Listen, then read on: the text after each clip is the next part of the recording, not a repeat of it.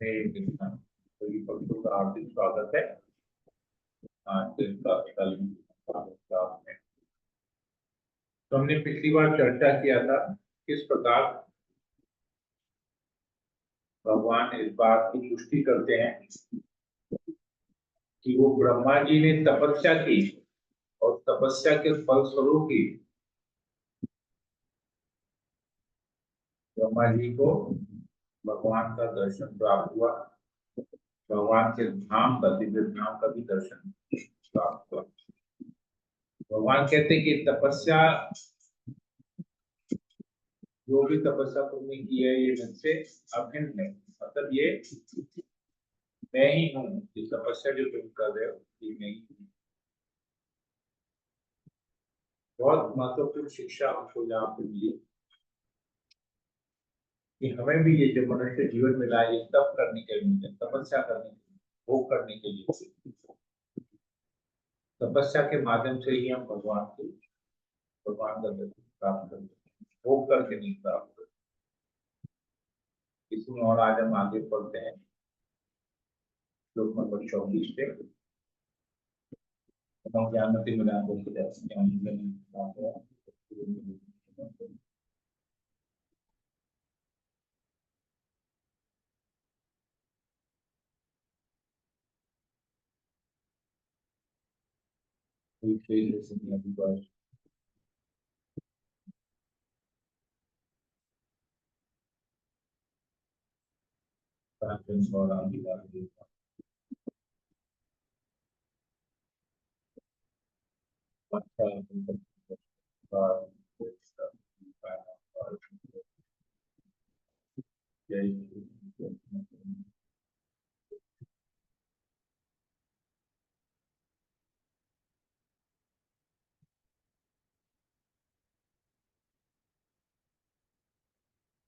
तो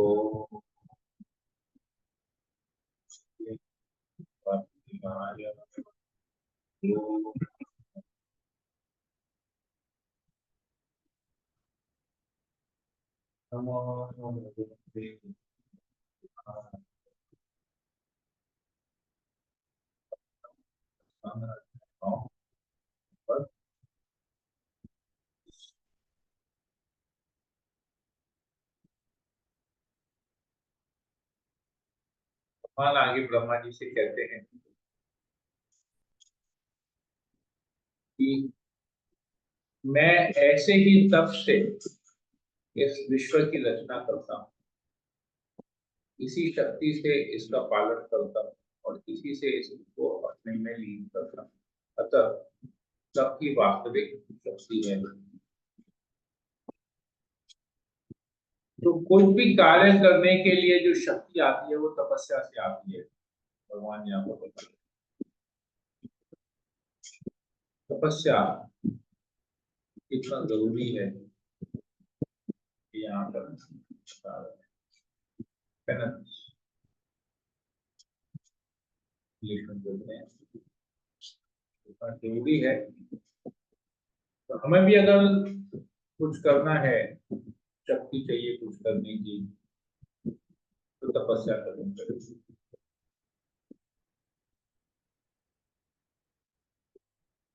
रूपा जी तात्पर्य में क्या लिखते पढ़ते हैं, आप में कोई वक्त पढ़ना चाहेगा?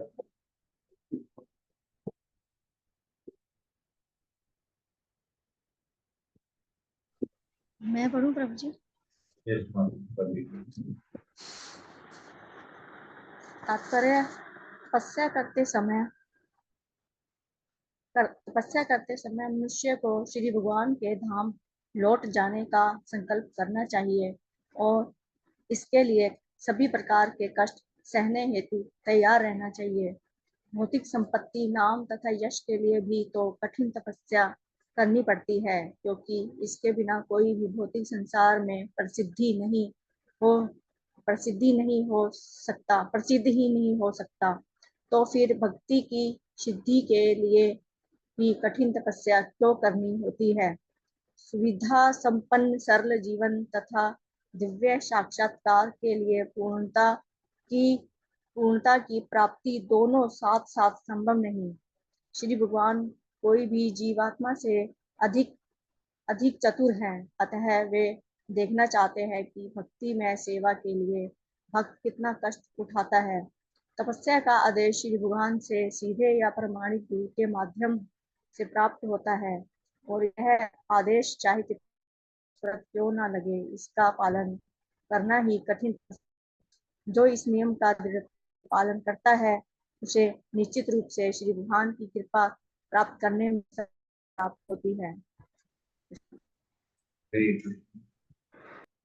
बहुत बहुत धन्यवाद बातचीत करने के लिए। तो दोनों चीज आप सुविधा संपन्न मतलब मटेरियल कंफर्ट्स और दिव्य साक्षात्कार दोनों एक साथ नहीं। कुछ पाने के लिए कुछ खोना पड़ता है। साहब ने कई सालों से जुड़ते हुए हैं। अगर धन चाहिए तो धन के लिए समय को खोना पड़ेगा, समय खर्च करना पड़ेगा तभी धन कमा पाएंगे। बगैर कुछ खर्च किए कुछ प्राप्त नहीं कर सकते। फ्री में कुछ नहीं मिलेगा।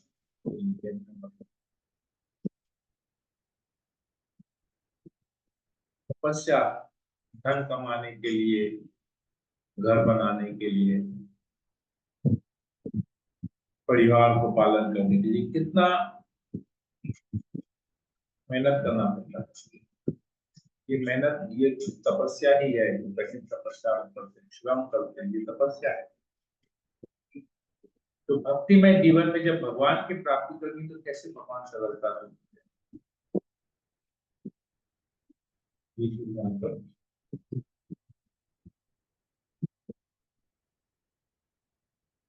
ब्रह्मा जी कहते हैं अभी भगवान को, हे भगवान, आप प्रत्येक जीवात्मा के हृदय में परम नियंता के रूप में स्थित हैं। अतः आप किसी भी प्रकार की बाधा के बिना अपने अंतर ज्ञान प्रज्ञा द्वारा समर्थ प्रयासों से करते हैं। तो ब्रह्मा जी कहते हैं कि आप तो ऑलरेडी मेरे हृदय में हैं, आपको पता है मैंने क्या किया है।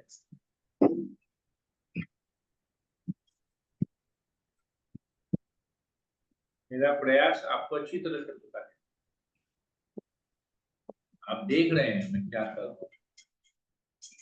तो कोई व्यक्ति अगर बोलता है कि मैं ऐसा करता हूँ, ऐसा करता हूँ, ऐसा करता हूँ, भूल जाता है कि भगवान को पता है कि वो क्या कर रहे हैं। भगवान उनके हृदय में है, प्रत्येक जीव के हृदय में भगवान स्थित है। भगवान को पता है कि कौन क्या कर रहा है, कौन सिंसियर है, कौन फाकीबाज है। तो दोनों चीज पता है। तात्पर्य कोई पढ़ लेगा? जी प्रभु जी, मैं पढ़ रही हूँ। शामिंद्रा माता जी पढ़ लीजिए। ब्रह्मा ने कहा, हे भगवान, आप प्रत्येक जीवात्मा के, तो सॉरी, ये तो आपने पढ़ लिया। तो श्रीमद् भगवद गीता की पुष्टि करते हैं कि श्री भगवान साक्षी रूप प्रत्येक व्यक्ति के हृदय में स्थित है। फलस्वरूप वे ही अनुमति देने वाले परम नियंता हैं।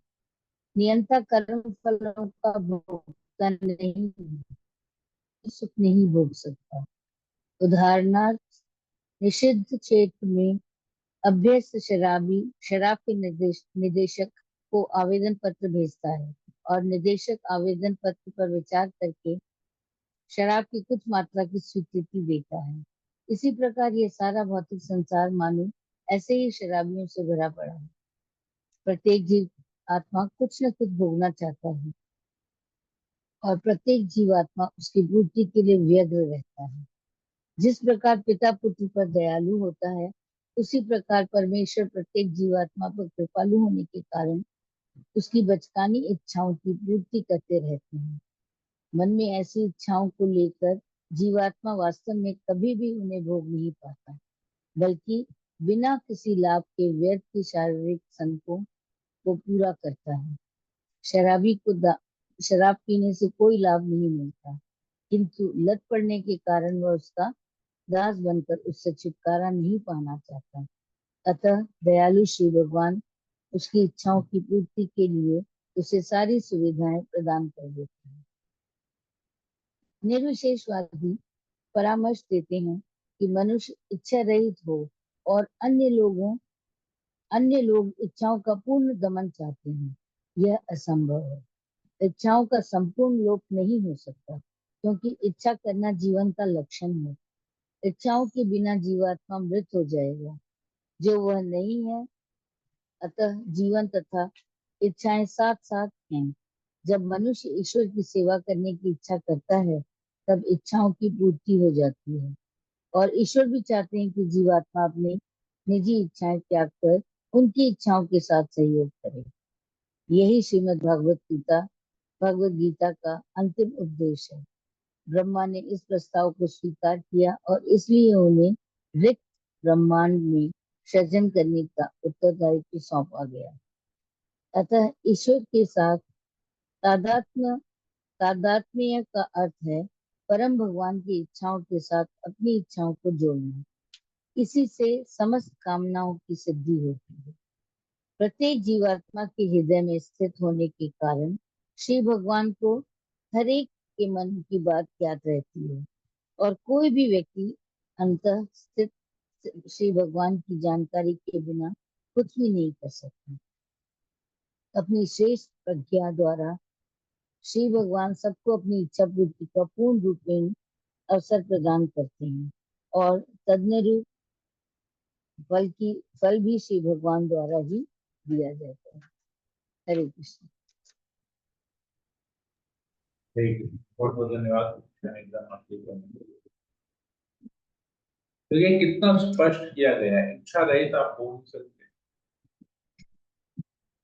हैं। इच्छा पूरी करने की शक्ति भी भगवान देते हैं। क्यों ना भगवान के प्रति अपनी इच्छाओं को डाइवर्ट किया जाए, दिशा दी जाए।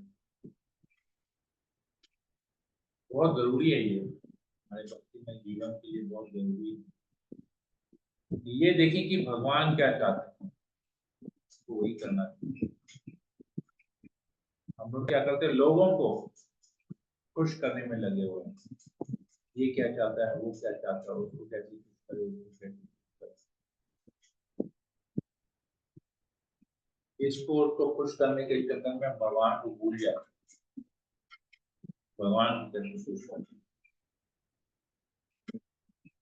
ये ठीक उसी प्रकार है जिस प्रकार हम लोग पेड़ में डाली पे, पत्तों पे, फूलों पे पानी डालते हैं, और पेड़ के जड़ में पानी नहीं डालते। तो अगर ऐसा करते हैं तो अल्टीमेटली पेड़ जो है सूख जाता है, पौधा सूख जाता है, क्योंकि इसके जड़ में पानी नहीं।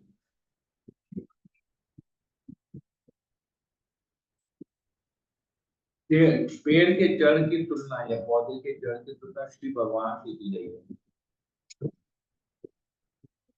इस प्रकार पेड़ के जड़ में पानी डालने से पूरा पेड़ हरा भरा रहता है। जिस डाली को, जिस पत्ते को, जिस फल को, जिस फूल को जितना जल चाहिए, पेड़ के जड़ से उसको उतना मिल जाता है। उसी प्रकार जिस जिस आत्मा की जो भी इच्छा है, तो भगवान पूरी करते हैं। हमारा काम है भगवान की इच्छा पूरी करना, बाकी तो भगवान भी इसको उसको सबके हृदय में भगवान है, और वो संतुष्ट है, खुश है, सुखी है, दुखी है, सब भगवान के ऊपर छोड़। हमारा कर्तव्य है पेड़ के जड़ में पानी डालना, पत्तों के बारे में, डाली के बारे में, टहनियों के बारे में, फल के बारे में, फूल के बारे में सोचना है। हमारा काम है केवल भगवान की सेवा करना, भगवान की इच्छाओं की पूर्ति करना। बाकी सबकी इच्छा भगवान अपने आप पूरी करेंगे, उसमें हमको माना नहीं लगता। लेकिन इसमें एक और फर्दर इसमें हम थोड़ा सा डीप जाते हैं, सोचते हैं कि क्या हम वास्तविक रूप में पेड़ के जड़ में पानी डालते हैं। पेड़ का जड़ तो जमीन के नीचे, मिट्टी के नीचे अंदर होता है। क्योंकि हम प्रतिदिन मिट्टी खोदते हैं, पेड़ का जड़ ढूंढते हैं, उसमें पानी डालते हैं, फिर वापस मिट्टी से भरते हैं।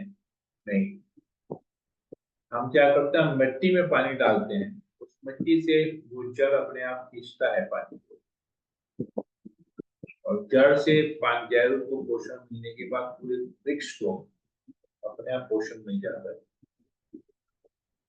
ये ठीक इसी प्रकार है जिस प्रकार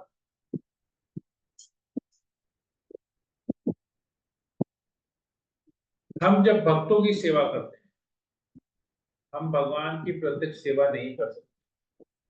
हमें अगर भगवान की सेवा करनी है तो हमको भगवान के भक्तों के माध्यम से उनकी सेवा करनी है। तो भगवान के भक्तों की सेवा करते हैं तो वो भक्त जो भगवान की सेवा करते हैं, तो हमें उसकी कृपा अपने आप मिलती है। जिस प्रकार मिट्टी में जल डालते हैं और पेड़ का जड़, पौधे का जड़, वृक्ष का जड़ अपने आप उस जल को खींचता है। मिट्टी नहीं होगा तो पेड़ भी नहीं है, तो भक्त नहीं रहेंगे तो भगवान की सेवा कैसे कर सकते। परंतु हम लोग क्या करते हैं, हम लोग भगवान की सेवा करने में भक्तों की सेवा करना भूल जाते हैं। समझते हैं कि हमसे बड़ा कोई भक्त है ही नहीं, हम डायरेक्ट ही भगवान की सेवा करेंगे, हमको किसी की जरूरत नहीं, किसी और की सेवा करने की जरूरत नहीं। हम और भगवान डायरेक्ट, बस खत्म। समझना पड़ेगा कितना जरूरी है।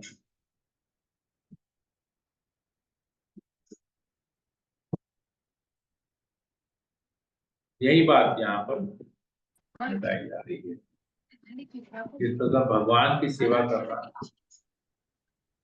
जिस पर बीजेपी के राष्ट्रीय प्रवक्ता सुधांशु जोशी ने कहा कि विपक्ष खुद को सुप्रीम कोर्ट से भी ज्यादा बड़ा काम करने की तानिया प्रसाद, कोशिश कर रहा बैकग्राउंड बहुत नॉइज है।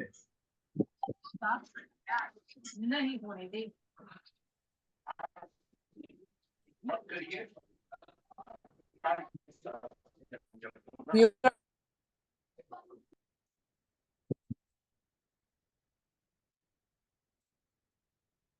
ये ठीक उसी प्रकार है जैसा पेड़ का उदाहरण दिया।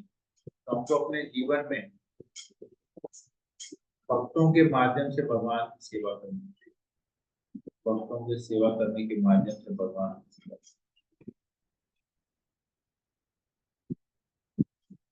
ये कभी नहीं समझना चाहिए कि हम भगवान की सेवा प्रत्यक्ष कर रहे हैं, हमको भक्तों की आवश्यकता नहीं है हमारे लिए। बहुत जरूरी है ये बात समझना, भक्तों को वैल्यू करना हमारे जीवन में बहुत बड़ा, बहुत महत्वपूर्ण है।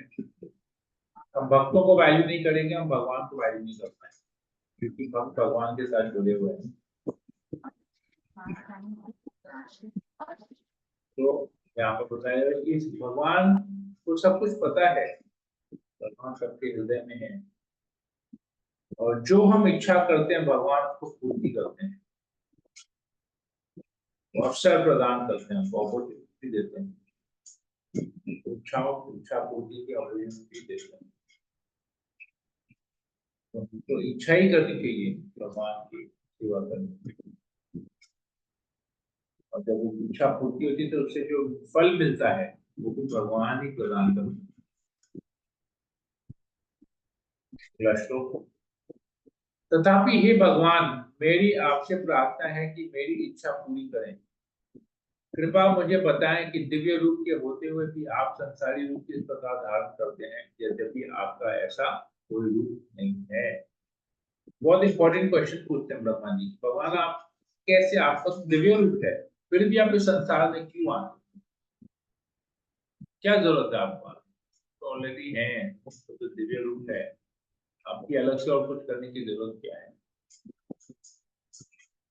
तथा कृपा करके मुझे यह भी पता है कि आप अपने से किस प्रकार से विभिन्न संयोगों के द्वारा संहार, उत्पत्ति, शुद्धि तथा पालन की विविध शक्तियों को प्रकट करते हैं। तो ये पूरा फंक्शन कैसे करते हैं आप हमको पूरा बताइए, कैसे आप फंक्शन करते हैं।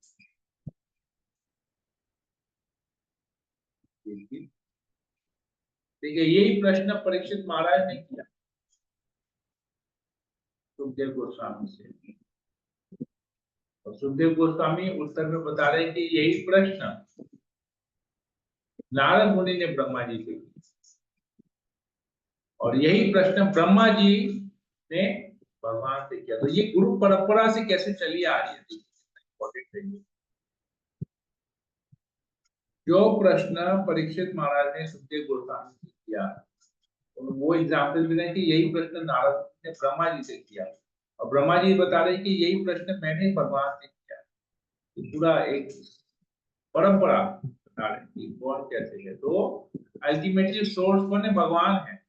तो भगवान बताएंगे, तो वही चीज हम लोग उसी परंपरा के माध्यम से सुन रहे हैं।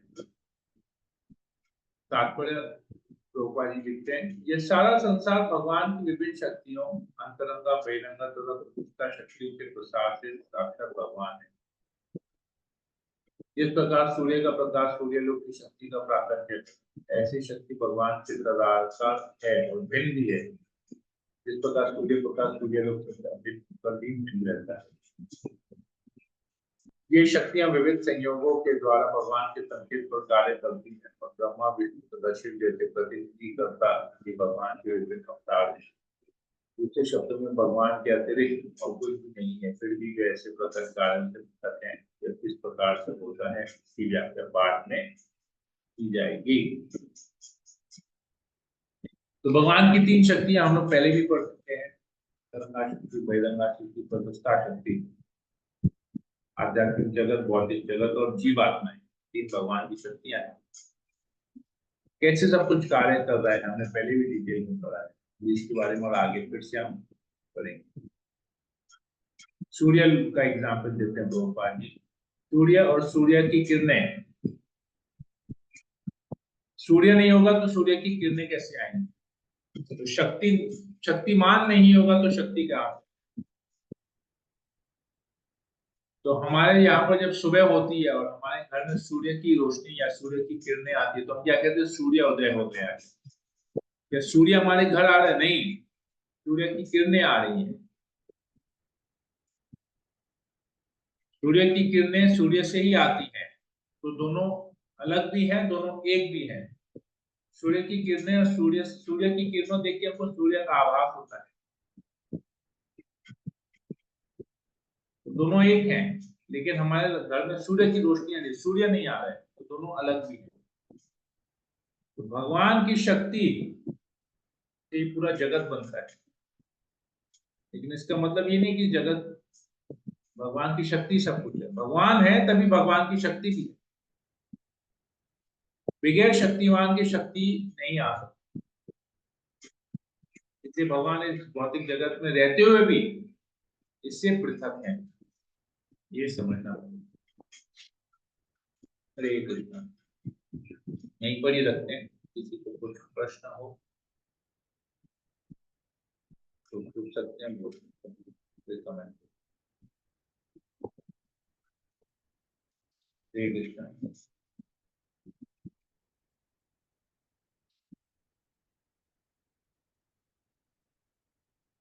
मैं किसी पूछना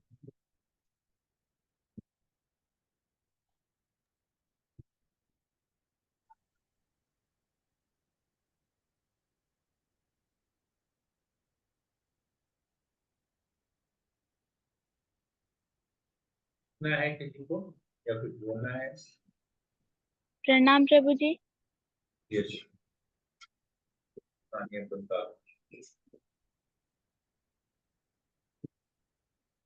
बोलिए, क्या बोले?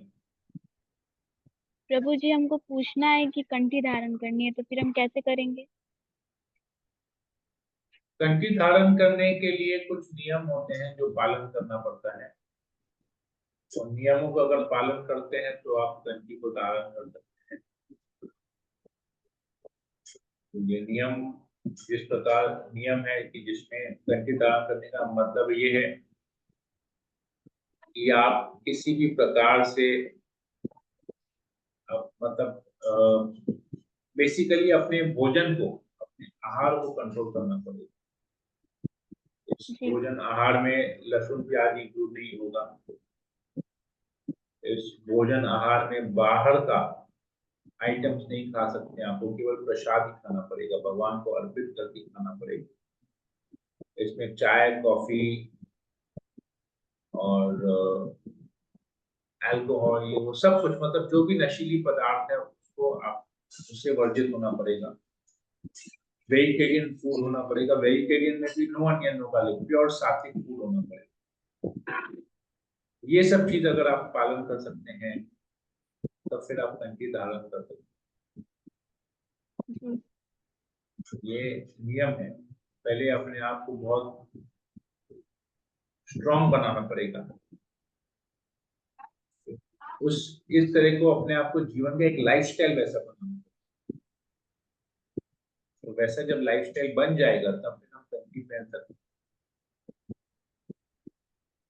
अगर वैसा लाइफस्टाइल नहीं है, देखा देखी, दूसरों को देख के केवल अगर आपको कंठी धारण करना है और कंठी धारण करने के बाद खाने पीने के ऊपर में कोई नियम नहीं रखते, रोक टोक नहीं, तो वो अपराध होगा कंठी के प्रति। जैसे मैं कल ही की शायद बात होगी, मैं जा रहा था कहीं पर तो मैंने देखा कि एक यंग लड़का कंठी धारण किए हुए था। मैं हैरान हो गया कि गले में कंठी, इतने यंग लड़के के गले में कंठी, ठीक है, अच्छा है। लेकिन फिर मैंने तुरंत देखा कि वो चाय पी रहा था। तो चाय चाय पत्ती में होता है nicotine, nicotine is a drug. अब कंठी पहन के कैसे ड्रग एडिक्शन कर रहे हैं? This is not there. लेकिन उनको ज्ञान नहीं हो, तो किसी ने गाइडेंस नहीं दिया होगा, किसी ने ज्ञान नहीं दिया होगा, बोल के उसने पहन लिया होगा, और उसका रिएक्शन तो फेस करना पड़ेगा, क्योंकि अपराध है। भले अज्ञानता में हुआ हो, लेकिन अपराध तो अपराध होता है। तो you have to be very careful. हम लोग बहुत जल्दी बहुत कुछ करना चाहते हैं अपने जीवन में, लेकिन हर एक चीज का एक प्रॉपर नियम होता है, एक गाइडलाइन होता है। तो गाइडलाइन को फॉलो करके करेंगे तो उस चीज को हम, मतलब उस कार्य की सफलता प्राप्त होगी। अगर हम गाइडलाइन को फॉलो नहीं करेंगे और उस गाइडलाइन के बगैर उस कार्य को करेंगे तो उसका रिएक्शन भी हमको फेस करना है। B very careful. I hope मैंने आपका प्रश्न का उत्तर मैं दे पाया।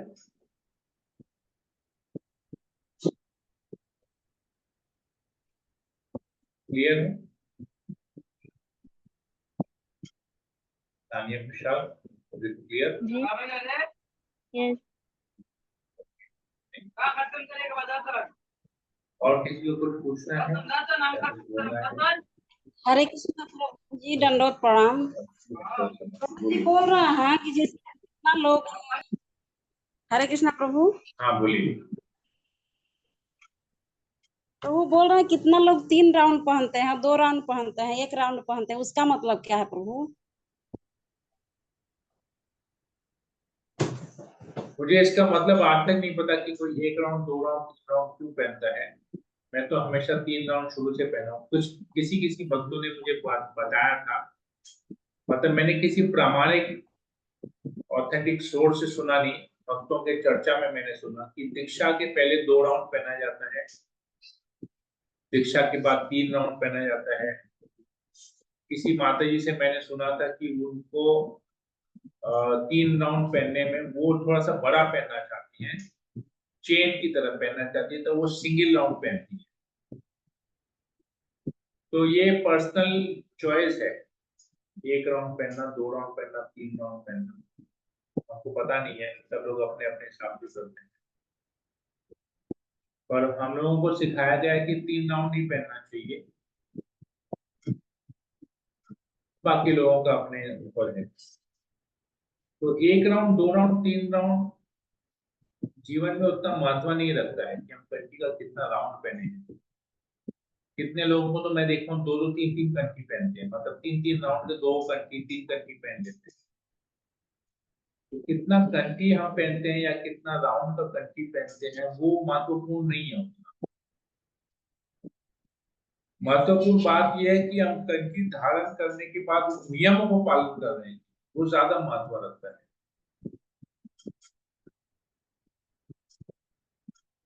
ठीक है माता जी? ठीक है प्रभु, मतलब हम लोग तो 3 ही राउंड पहने हैं। हाँ, आश्रय राउंड गौरांग पहनते हैं, प्रभु लेकिन मेरे महत्वपूर्ण बात यह है कि कंठी के प्रति हमको रिस्पेक्ट बना के रखना है, हमको कंठी का सम्मान करना चाहिए, और कुछ ऐसा हमको खान पान नहीं करना चाहिए जिसके प्रति फिर कंठी का अपराध हो, वो ज्यादा महत्वपूर्ण है।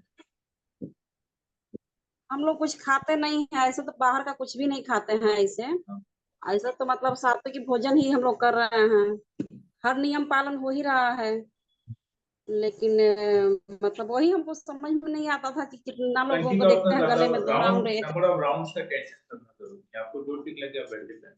तो अब वही जैसे आपसे मैं पूछना अपना था। उदाहरण लेता हूँ, मैं 3 राउंड का कंठी पहनता हूँ, लेकिन प्रॉब्लम मेरे साथ क्या है कि मेरा थोड़ा सा गला बड़ा है और मैं कंठी थोड़ा सा लूज पहनता हूँ, तो कोई भी 3 राउंड की कंठी ना मेरे में गले में फिट नहीं आती। अगर मैं टाइट करके भी पहनूं ना तो 3 राउंड की कंठी मेरे गले में फिट नहीं आती। तो मैंने क्या किया, मैंने 2 राउंड की 2 कंठी खरीदी, उसको जोड़ दिया और 3 राउंड बना के पहन लिया। क्योंकि 2 राउंड का कंठी भी 2 राउंड में फिट नहीं आता है, 3 राउंड का कंठी भी 3 राउंड में फिट नहीं आता है। अब 3 राउंड का कंठी को अगर 2 राउंड बना के पहनूंगा तो बहुत बड़ा हो जाएगा, 2 राउंड का कंठी को 1 राउंड बना के पहनूंगा तो बहुत बड़ा हो जाएगा, 1 राउंड का कंठी फिट आता नहीं। तो मैंने 2 राउंड के 2 कंठी लेके उसको मैंने उसमें कन्वर्ट कर दिया।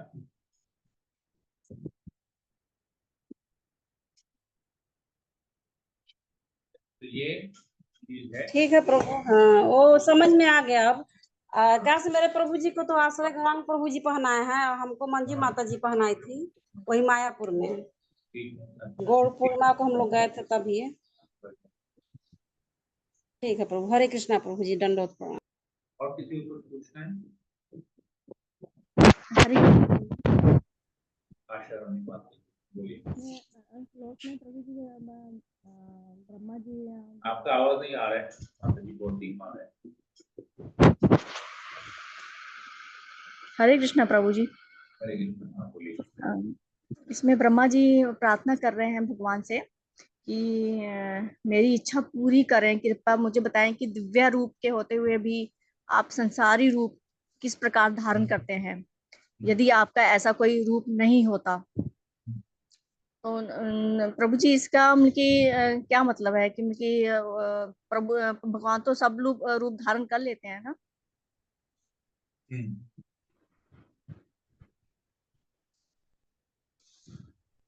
संसारी रूप धारण करने का मतलब कि संसार की सृष्टि क्यों कर रहे हैं भगवान, ये जानना चाहते हैं। भगवान भगवत धाम में रहते हैं, भगवान के सारे पार्षद, भगवान के जितने भी अंश हैं, सब कुछ तो भगवत धाम में रहते हैं।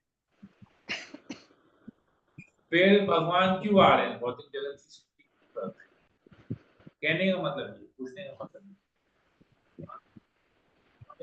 ठीक है, क्लियर है? कि सृष्टि में क्यों आ रहे हैं, या क्यों सृष्टि अपना क्यों कर रहे अवतार हैं, धारण सृष्टि करते क्यों हैं। कर रहे हैं, यस, सृष्टि क्यों कर रहे हैं, अच्छा, क्यों कर रहे हैं। है ना। दुनिया बनाने वाले, क्या तेरे मन में समाई, गाय को दुनिया बनाई, गाना सुने है ना। तो ब्रह्मा जी समझ लीजिए शुद्ध भाषा में वही पूछ रहे हैं। ठीक है जी प्रभु।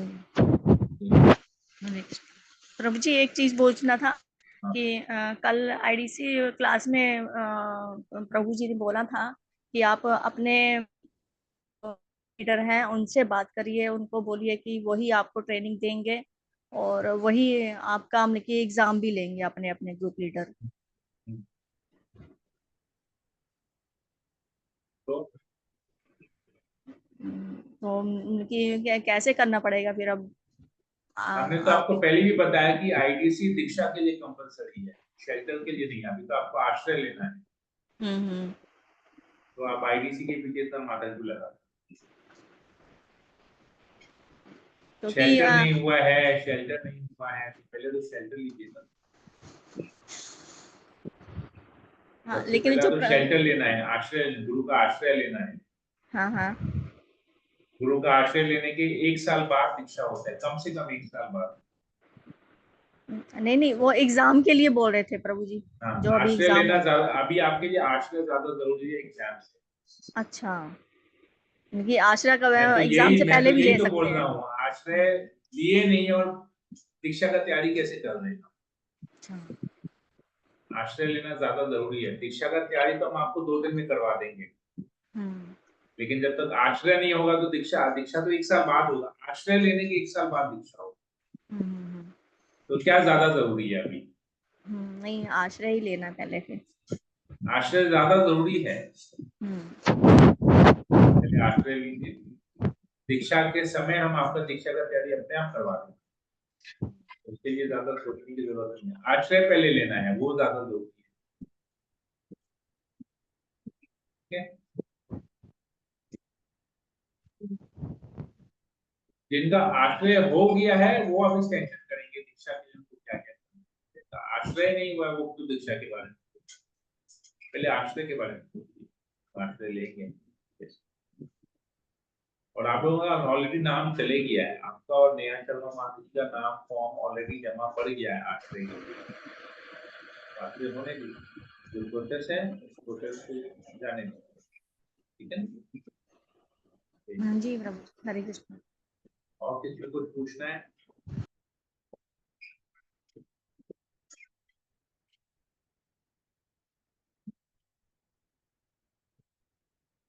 राखी? हरे कृष्णा प्रभु जी। प्रभु जी हम बोल रहे हैं कि मेरा तो मतलब फॉर्म जमा तो आप बोले जब किए वो तो शायद 6 महीना भी नहीं हुआ होगा, बट ऐसे फिजिकली आश्रय तो मेरा 4-5 साल पहले हो गया, तो अब हम क्या करें बोलिए? तो अभी हम दीक्षा के लिए फॉर्म भरे दीक्षा या? में ना हम फॉर्म भर के जमा दे दो, होगा ठीक नहीं होगा देखा जाएगा, फॉर्म जमा दो। ठीक है आश्रय प्रभु। हो गया ना तो फॉर्म जमा दो। ठीक है ठीक। प्रभु जी सुलेखा जायसवाल माता जी का भी आश्रय का करा दीजिए ना, वो भी 4 नियम का पालन बहुत अच्छे से कर रही। मंजू माता जी को बोलिए, हाँ मैं बोल दूंगी। ठीक बोलिए वो सारा सब कुछ सदानंद केदारी गुरु को जमा करेगी, ठीक क्योंकि एक ठीक, ही पॉइंट का कोऑर्डिनेशन हो रहा है, तो क्योंकि सदानंद वो केदारी बहुत गुरु अच्छे को करने कर, दीजिए। सुलेखा जायसवाल माता जी 4 नियम का पालन बहुत अच्छे से करी, आश्रय ले लेंगी तो और अच्छा होगा। हाँ, तो सदानंद केदारी गुरु को बोलिए, सारा हाँ कोऑर्डिनेट वही कर रहे हैं जेपीएस ऑफिस से, तो वो सब कुछ करेंगे। हाँ मैं बोल दूंगी। और जब डिसाइपल कोर्स और एग्जाम का बारी आएगा तब मेरा रोल प्ले करेगा, मैं सबसे एग्जाम करवा, हाँ उसी से तो मैंने, क्योंकि पेपर चेकिंग मुझे ही करना है, हाँ मार्क्स मुझे मालूम है ही देना है, को तो सदानंद उसके गिरधारी लिए प्रभु बोले कि आप जाके एक जगह विजय शर्मा प्रभु आप लोग बैठ के एग्जाम दे दीजिए और फिर वो आप चेक करेंगे बोले एग्जाम मुझे। देना है तो आप लोग सब लोग मिलके मेरे यहाँ संडे को आ सकते हैं, या अच्छा वहीं पर ही उसी एरिया में कहीं पर विजय शर्मा गुरु के वहां पर नहीं, अगर बहुत ज्यादा भक्त घर है में वहां बोले। पर 5, 7, 10, 12 भक्त हैं जो हाँ एग्जाम देना चाहते हैं, तो आप लोग एक समय फिक्स कीजिए संडे का दिन, हाँ उस साइड में जहाँ पर मेरी विजय मम्मी शर्मा के घर गुरु पे रहते हैं। हाँ, तो मैं ठीक, वहां पर आ जाऊंगा, हाँ वो हो मैं वहां सकता है। पर सबका एग्जाम ले लूंगा, सबका एग्जाम लेने के 1 घंटा बाद मैं सबका पेपर चेकिंग करके मैं संग संग सबको दे दूंगा, हैंड ओवर कर दूंगा परसेंटेज ठीक डाल है के। ठीक है प्रभु। ये आप लोग अपना एक जगह चुन लीजिए, नहीं तो मेरा घर तो हमेशा खुला है, मेरे यहाँ आ सकते हैं, लेकिन अगर एक ही जगह के सब लोग भक्त हैं हाँ हाँ तो फिर मैं आ जाऊंगा 10 मेरे यहाँ पर, ऐसे ऐसे मैं अकेले एक जगह चले जाऊंगा, कोई ठीक है दिक्कत प्रभु। पहले नहीं। ठीक है? फॉर्म भर ले, फॉर्म में तो मार्क्स हाँ, डालना होगा। Right right. पहले एग्जाम, जो दीक्षा लेना है तो पहले एग्जाम को पहले क्लियर एग्जाम, करना। हाँ तो आज का क्लास प्रभु जी का कर लेते हैं उसके बाद एग्जाम रखते हैं। हाँ, राइट राइट। ठीक है प्रभु, फिर आपको जैसा होगा बताएंगे। हाँ, ठीक है, हरे कृष्ण। और कुछ पूछना है किसी को?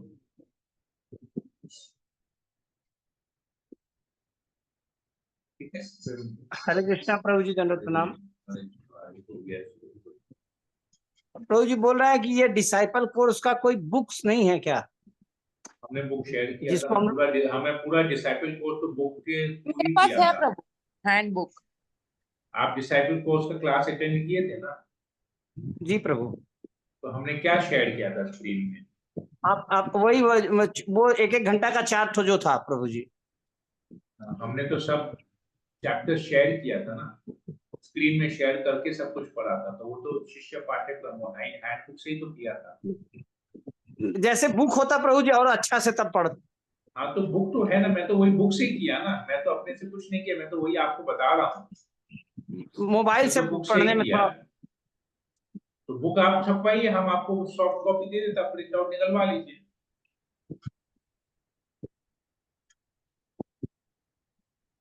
तो एक बुक आता है, बुक कहाँ से आता है? पहले तो कंप्यूटर में बनता है, हाथ से तो कोई बुक लिखता नहीं है, उसका कंप्यूटर में बनता है, सॉफ्ट कॉपी होता है, उसको प्रिंट होता है। तो अभी अगर प्रिंटेड वर्जन अवेलेबल नहीं है, सॉफ्ट कॉपी, तो सॉफ्ट कॉपी आप लेके उसका प्रिंट निकलवा लीजिए और उसको पढ़िए। क्या दिक्कत है? दिक्कत है? प्रिंट आउट निकलवाने में दिक्कत है? किसी भी नहीं। जेरोक्स के दुकान में जाइए, उसको पेन ड्राइव में दे दीजिए सॉफ्ट कॉपी, या ब्लूटूथ में दे दीजिए, बोलिए इसका प्रिंट निकाल के दीजिए, आगे प्रिंट निकाल के दे देगा, बुक आपके हाथ में बन गया, पैरेलल बाइंडिंग करवा लीजिए, हो गया। सरल है ना? जी। सरलता से चीजों को कीजिए। बोलिएगा, मैं आप लोगों के साथ सॉफ्ट कॉपी शेयर कर दूंगा, आप लोग उसका प्रिंट आउट निकलवा लीजिए। कोई हरे दिक्कत कृष्ण नहीं। प्रभु। हरे कृष्ण। हरे कृष्ण प्रभु। बोलिए। बोलना प्रभु जी कि जो 20 क्वेश्चन जो लिखने के लिए बोला गया था वो कॉपी क्या जमा देना होगा? वो मुझे देना पड़ेगा, तभी तो मैं उसको चेक करूंगा। तो फिर क्वेश्चन पेपर जो अलग से एग्जाम देना है वो तो अलग होगा ना? यही 20 कि क्वेश्चन के वो ऊपर तो में ही एग्जाम देना है। एग्जाम इसी 20 क्वेश्चन के ऊपर में ही होगा, वही आपको लिख के जमा देना है, अलग से कोई एग्जाम नहीं है। अच्छा प्रभु जी वो पास कॉपी में मार्क कितना है? बोलिए माता जी, जानकी ठीक माता है जी। प्रभु को। ठीक है। ठीक है, समझ गए। राजू प्रभु बोलिए। प्रभु जी पास मार्क कितना है? आप कुछ नहीं लिखेंगे तो भी पास हो जाएंगे। बहुत दिन बाद एग्जाम दे रहे हैं ना प्रभु जी, डर लग रहा है भाई। बोल तो रहे हैं, कुछ भी नहीं लिखेंगे तो भी पास हो जाएंगे, क्योंकि हमारा मकसद फेल करना नहीं है, इसलिए पास हो जाएंगे।